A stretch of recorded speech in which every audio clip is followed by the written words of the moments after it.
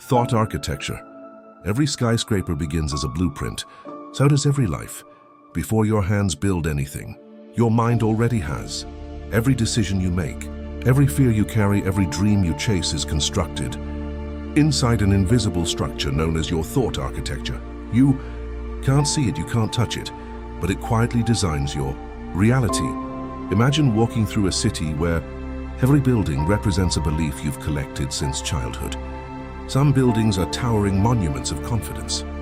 Others are abandoned ruins built from criticism, rejection, or failure.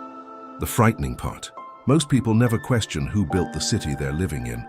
Thoughts are not random visitors. They're architects. Repeat an idea long enough and your brain strengthens it into a mental highway. Neuroscientists call this neuroplasticity, the brain's ability to rewire itself through repeated experiences and thinking. That's why one person sees opportunity where another only sees obstacles. They aren't looking at different worlds. They're living inside different mental blueprints. But here's the hidden code.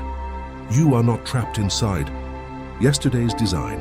Every challenge you overcome redraws the blueprint. Every limiting belief you challenge removes an old wall. Every intentional thought lays a stronger foundation.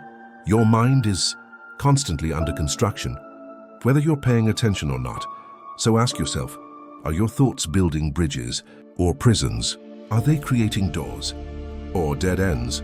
Because your future isn't built by chance. It's built by the architecture of the thoughts you repeat every single day. The strongest buildings aren't the ones that never faced storms. They're the ones built on foundations that refuse to collapse. So today, become the architect.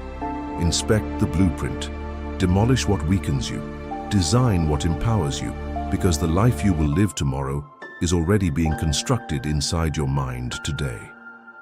Please like, share, subscribe, and follow. Thanks for watching. See you on the next one.